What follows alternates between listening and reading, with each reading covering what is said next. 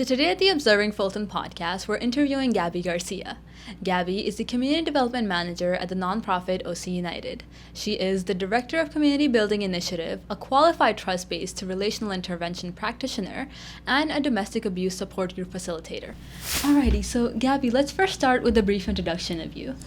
Okay, my name is Gaby Garcia. I came from Mexico in 1996, cleaning houses, escaping domestic abuse, with two little ones. And then I worked as a housekeeper for 17 years. During that time, I went to school and then ended up going to community college, becoming a preschool teacher. And then it is an amazing journey working OC United for the last 6 years, almost 7. That they choose me because I am a Latina, Spanish speaking. Then I am the connection with the community, and it has been a beautiful journey. Right now, I am the community development manager, and qualified to give different trainings in the organization. So let's get a bit more specific about the work that you do at OC United. So you mentioned Community Building Initiative. What is that? What is its history? What are the goals? Okay, the history. 4 years ago, St. Joseph Providence Health Fund came to the organization, and we got a grant to invest in the community, to organize in the community. Back then I was part of the United Kids After School program, and they pulled me to work with the parents, which I wasn't happy, but now I am so happy.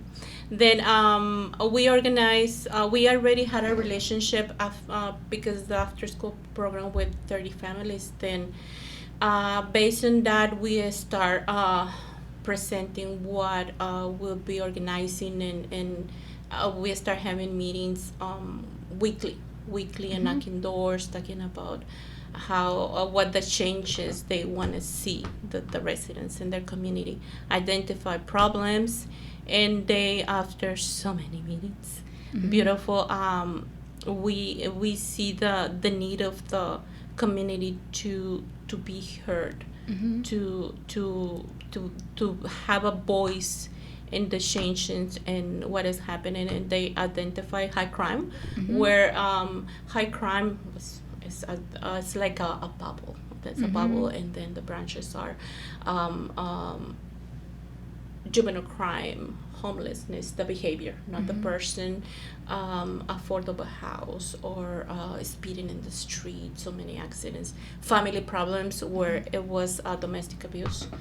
Then from there they start advocating, and the story is the first year they advocate alongside with other churches, St. Philip Church, to support Illumination Foundation shelter. It's in Camagüey, to open in order to move the encampment. It was happening in Gilbert Street in Valencia Park, close to St. Philip Church, where it's like a homelessness. They were building a big city there, and the behavior wasn't acceptable. It was very dangerous. Then finally they opened the shelter, and they would allocate in different the shelter or different spaces, but it was a win-win for them. These mamas are the heroes. Back then they named the group Voces Unidas, United Voices of Valencia Park, and they are the ones who have been decided what to do next in the community. And then after that, what it come back then, it was the Valencia Park. It wasn't safe, and then they decided to start doing community dinners, and Fullerton Police Department start coming and building trust with the residents. Back then, the reports, they were not that part of the community to call the police. But when they start coming and engaging and playing with the residents, especially Lieutenant Arana, back then, now is Capitan Jose Arana from the police, Spanish speaking with a big heart, start supporting the families, and we can say that it diminished the abuse, diminish the delinquency in the park. That families, they were safe, they felt safe to be there playing, and but now it's really bad again. They decide we are gonna work together again to make that space safe. Then another issue they tackled, it was the cannabis dispensaries in Fullerton. It wasn't well received for them. It was a lot of negative impact for the neighborhoods. We already have so many stores, liquors that they sell tobacco and alcohol in the neighborhoods, and it's a big problem. Now we have a smoke shop legal, and we have legal dispensaries, and it is not the environment the mamas want for their families, especially for the children and youth. Then they advocate alongside with Woodcrest Association. This group of ladies, Woodcrest, they are amazing. They are heroes. We learn from them, and together they were at the city hall over and over advocated. And well, that stopped back then. And still they are the community in the same position, now wanting the dispensaries, marijuana in the neighborhoods, especially in the District 4 and 5. Then they continue the meetings they haven't stopped for the last 4 years. They now tackle juvenile crime. Then the mamas, after talking, they decide through education. Then they are working with Fullerton School District to work together.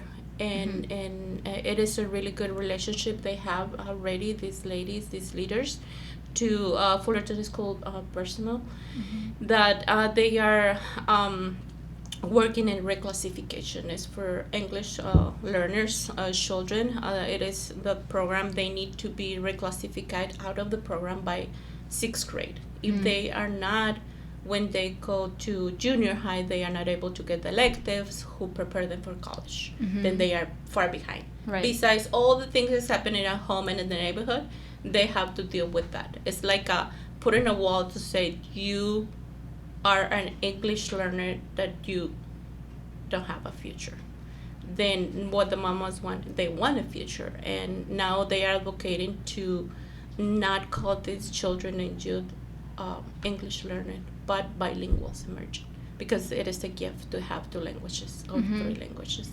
Then we are, because we have been witnessed that the teens, they feel embarrassed because they are in that program, because they feel, because I am a beginner, I pull out of the class, or I am treated different. It's a lot of things coming from the youth and the mamas. Then, but it is a really good partnership that Dr. Pleka and Dr. Reese, Dr. Lee, they are working and listen to the community and open to come up with it. I think I said too much.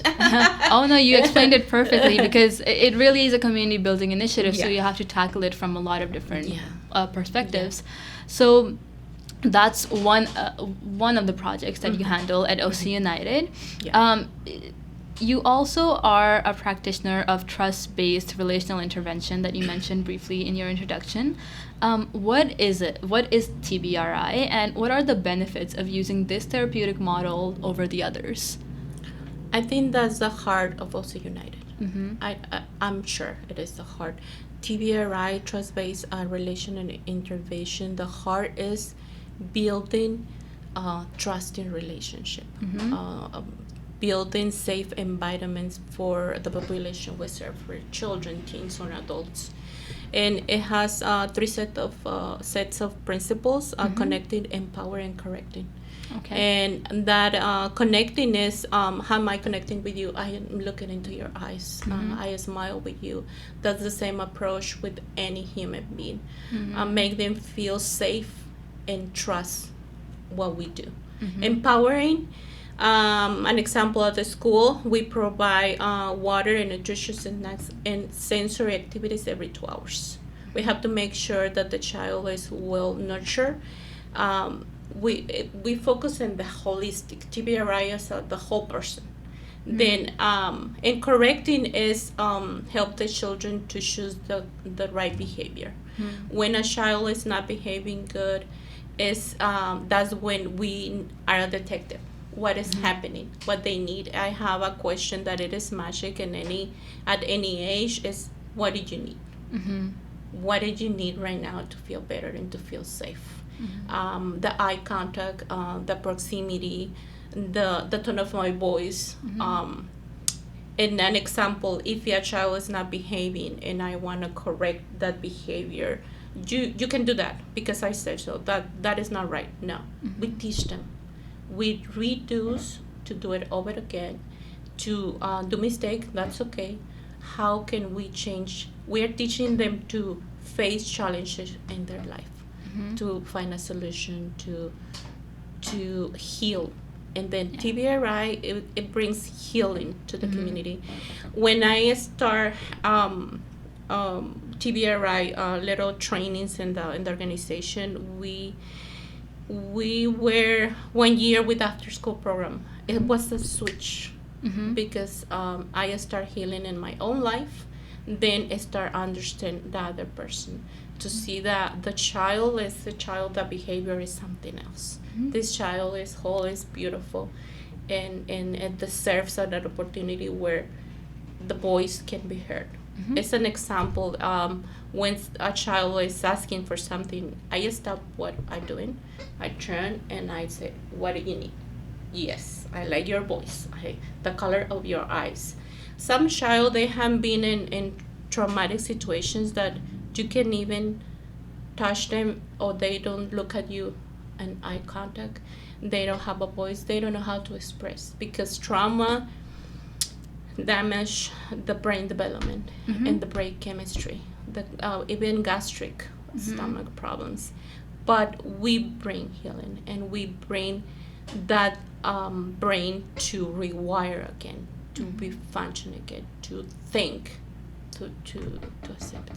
It's beautiful. I love it. Yeah, that all sounds really good, especially the way you explain it, that it's a process of healing for people who have been traumatized for so long, and clearly it seems like this has a lot of benefits to it. So yeah, to be honest, TBRI is something I had never heard about before, but I started looking it up because of this interview, and it does look like a great therapeutic model.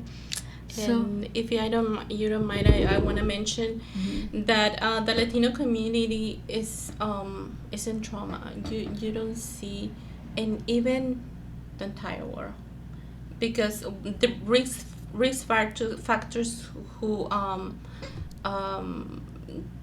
get us to the trauma is pregnancy and natural disaster, the COVID-19, the domestic abuse, community violence, high crime in the community. It is proved that it has caused trauma in the children and in the families. Then when we prepare ourselves in TBRI, we are ready to understand that person in that situation. And it's like a TBRI muscle. The more you practice and the more you learn, you master it. You said, wow, that is an amazing how to guide a dysregulated person or child or baby to a self-regulation. That is the goal, to be able to self. Then right now we are participating with a Latin American TBRI, and we are part of 160 something practitioners in Espanol. Then we are giving training to Guatemala, 67 teachers and principals. Then we are gonna be going to Colombia to be part of a training where we are gonna be mentor, and that is yeah, that's incredible that you're doing it on such an international level too. Imagine any human being have the knowledge of TBRI. Imagine the city hall. Imagine the police, the teachers, all these organizations that they interact with the community to have TBRI trainings. Then imagine how the interaction and the result will be.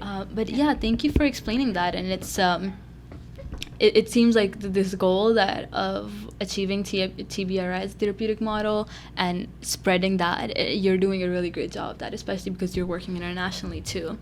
So you work in a lot of different aspects at OC United. Some of these other projects are making sense of your worth and the domestic abuse support group. So could you detail what you do in those projects as well? Yes, making sense of your worth. It is another. They work together with TBRI, TrustBased Relational Intervention, and making sense of your worth. I discover my value. I'm gonna give you an example. What it is it, and how to apply it to how apply it to me. When I took the training and I became a facilitator, it was a change. A lot of tears, because the lies and all the abuse and the trauma in my life, they didn't belong to me. They don't define who am I. Then it is a questionnaire where you identify all the lies you have told, and then you learn how to begin a new life, another way to see those lies are the past. They don't. I have value. I have voice. I can do so many things. And I think after took the TBRI and then making sense of your word, I can be here talking about it. I can be here advocating for the community and for the mamas and the children. Then the domestic abuse support groups, it is every week. It is in Spanish. I took the certification on WTLC, and I am coming from domestic abuse. Then when I took the training, I was just, oh no, I need to go outside and help those ladies that they are there. That it is a hope, and it is a way to escape and to stop the abuse. And it is a subject that some people, they are afraid to talk. Right.